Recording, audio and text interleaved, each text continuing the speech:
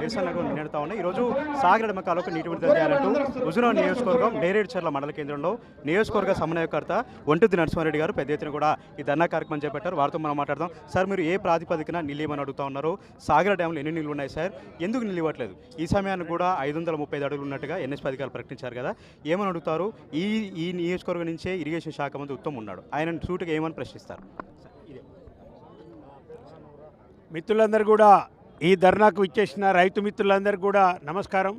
BRS కుటుంబ సభ్యులందరూ కూడా నమస్కారం. మేము ఒక్కటే అడుగుతున్నాం, ఉత్తమ్ కుమార్ రెడ్డి నీ మంత్రి పదవి ఇవ్వమని ఇక్కడ ఏ రైతు అడగటం లేడు. హుజూర్ నగర్లో నీ యొక్క ఎమ్మెల్యే గిరి ఇవ్వమని ఎవడు అడుగుతలేదు.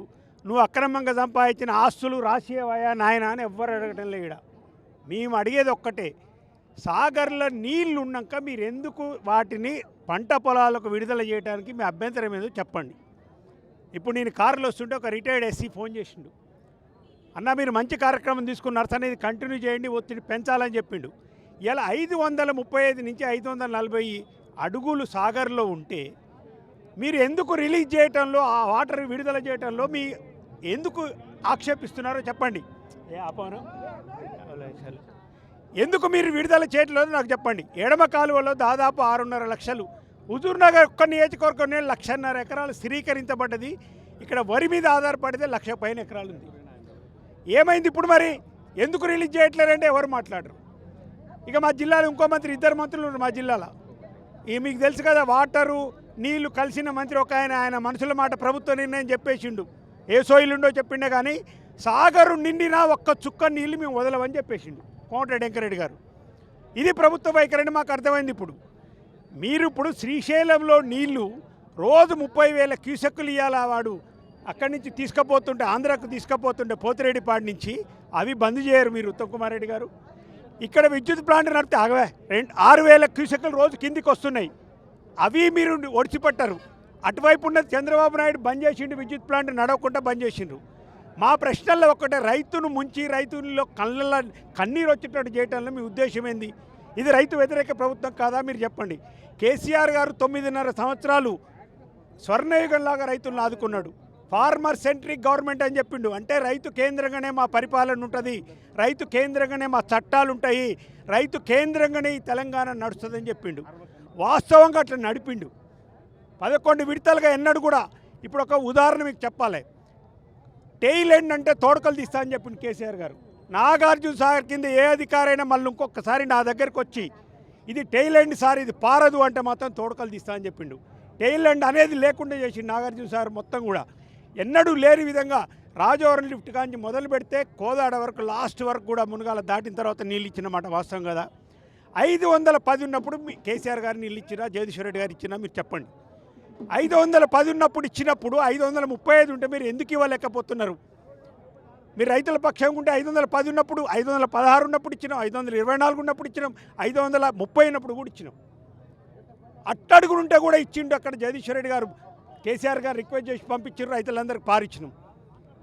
ఇవాళ మీకు ఏం రోగం పుట్టిందని అడుగుతున్న ఉత్తమ్ కుమార్ రెడ్డి, నువ్వు ఏం మనిషివో నాకు చెప్పు. ఇప్పుడు నువ్వు నీళ్ళ శాఖ మంత్రిగా ఉంటే హుజూర్ నగర్ రైతులు ఏమనుకుండ్రు? అయ్యా మనోడే నీళ్ళ శాఖ మంత్రి అయిండు, ఎవరికి వచ్చినా రాకున్నా మాకు వస్తాయనుకో హుజూర్ నగర్ ప్రజలు. ఏమొచ్చింది లాస్ట్కు? నువ్వు నీళ్ళ శాఖ మంత్రి అయి సాధించింది ఇక్కడ రైతులకు ఇప్పుడు మొత్తం కూడా నోళ్ళలో మట్టి కొట్టినావు నువ్వు. ఈ ప్రశ్నకు కాంగ్రెస్ నాయకులు ఉత్తమ్ కుమార్ రెడ్డి గారు జవాబు చెప్పాలి. నెక్స్ట్ సీఎం కూడా నేనే అని చెప్తా ఉన్నారు సార్. మరి అలాంటి వ్యక్తి ఆంధ్ర ప్రభుత్వంలోనే బాగుండే, ఆంధ్ర ప్రభుత్వంలో మరి నీళ్ళు వచ్చినాయి ఆయన మాట ఈయన మాట్లాడు. కోమటిరెడ్డి ఏమో రైతు బంధు అడిగితే చెప్పు తీసుకొని కొడతాను ఆయన మాట్లాడుతున్నాడు. ఈ మంత్రుల వైఖరి ఎట్లా చూడాలండి? సాగర్ ఆయకట్టు అంతా కూడా కాంగ్రెస్ పార్టీకి ఓట్లు వేశారు, కాంగ్రెస్ పార్టీ ఎమ్మెల్యేని గెలిపించారు. ఇప్పుడు రైతాంగం ఏ ఆలోచన చేయాలి? ఇప్పుడు రైతాంగం మొత్తం కూడా చైతన్యం అయిపోయినారు వీళ్ళు. ఇప్పుడు ఉత్తమ్ కుమార్ రెడ్డికి నేను ఒకటే బహిరంగ సవాల్ ఇస్తున్నా. ఇప్పుడు మేము దాదాపు 1,000-2,000 మంది మీద రైతులను ధర్నా చేస్తున్నాం. నీకు దమ్ము ధైర్యం ఉంటే నువ్వు కూడా వచ్చి ఇక్కడ మాట్లాడు, నీకు మైక్ ఇస్తాం. నువ్వు ఎందుకు నీళ్ళు ఇవ్వట్లేదో చెప్పు. నీళ్ళు ఉన్నాయా లేవా సాగర్లా?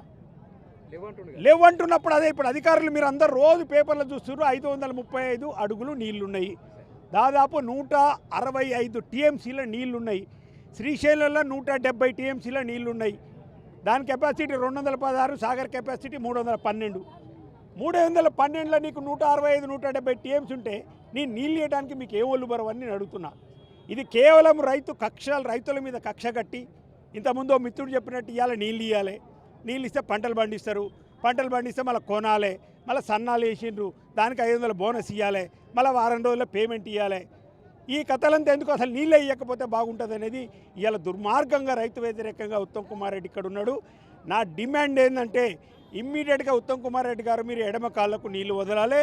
పోతిరెడ్డిపాడుని వెంటనే బందీ చేసి ఆంధ్ర జలదోపిడికి మీరు కట్టడి చేయకపోతే ఏ ఊరు పోయినా కానీ రైతులు, ఇది రాజకీయమైనది ఇది కాదు, మేము చెప్పేది రైతుల ధర్నాన్ని పెట్టాం. అందుకే బీఆర్ఎస్ పార్టీ కాదు, ఇవాళ రైతులందరూ కూడా ఇప్పుడు కార్లు వస్తుంటే కాంగ్రెస్ నాయకులు కూడా ఫోన్ చేసిండ్రు, అన్న మీరు మంచి సమస్య తీసుకున్నారు, మావోని కలుద్దామని పోతే 3 గంటలు బయట కూర్చోబెట్టి ఆ నుంచి అటే పంపిండు, నీళ్ళు గీళ్ళేవని పంపించిండు అంటున్నారు.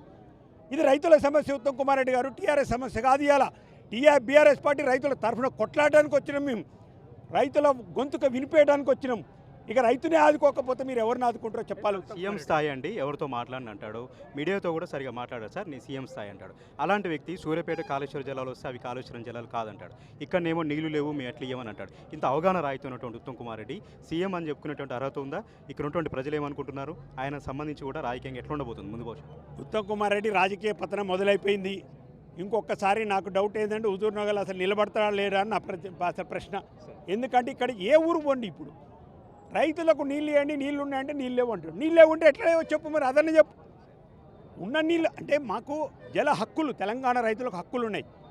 ఆంధ్రప్రదేశ్కు మిగులు జలాలు అవి.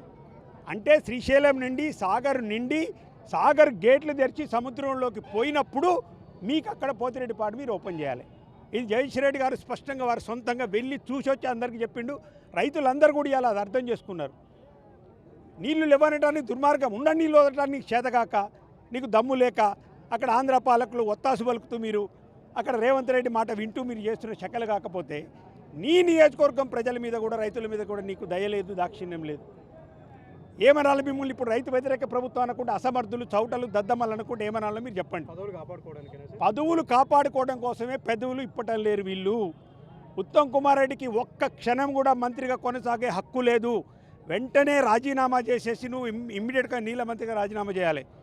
ప్రజలకు క్షమాపణలు చెప్పారా మీరు? తెలంగాణ ప్రజలకు నీళ్ళుండి కూడా మీరు ఇవ్వకపోవటం ఏందనేది ఇవాళ రైతులందరూ అడుగుతున్న అంశం.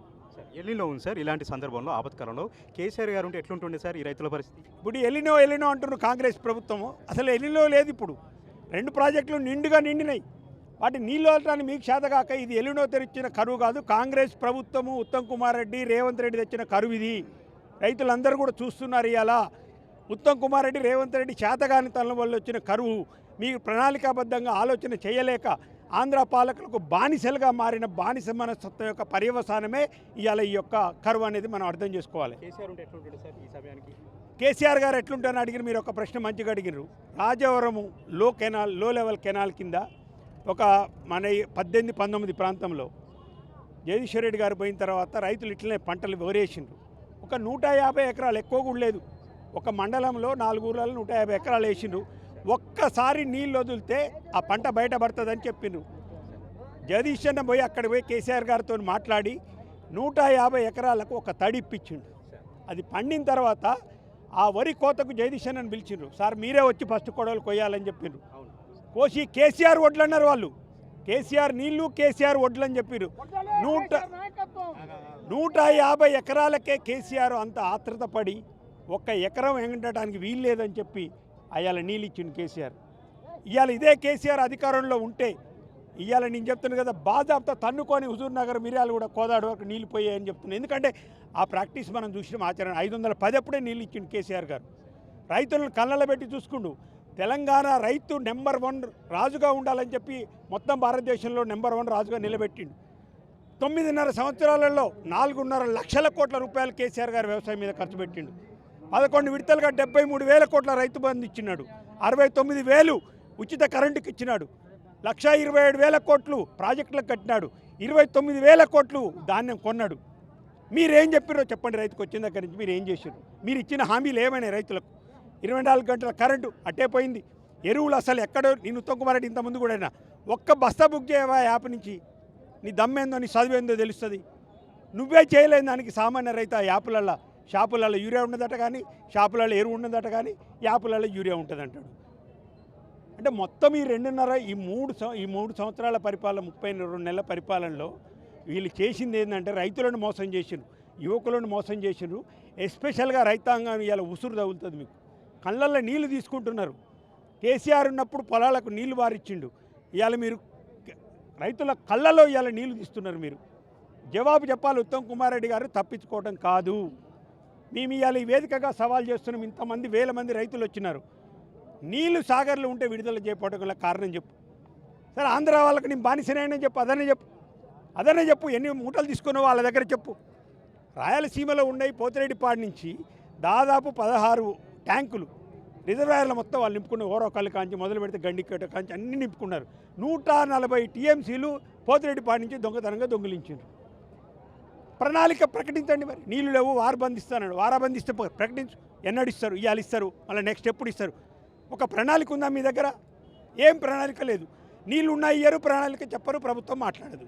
కేఆర్ఎంబీ పాత్ర ఏంటి సార్? అది కొంత అటుగా ఉన్నట్టుగా ఆంధ్ర ప్రభుత్వానికి అనుకున్నట్టుగా కూడా కేఆర్ఎంబీ మీద అనుమానాలు వ్యక్తమవుతున్నాయి. కేఆర్ఎంబీ కూడా ఎట్లా నిక్కచ్చిగా ఉండాలి ఇలాంటి ఆపదకాలం? ఇప్పుడు కేఆర్ఎంబీ అయిన కృష్ణా రివర్ బోర్డు మేనేజ్మెంట్లో మన జరిగిందండి.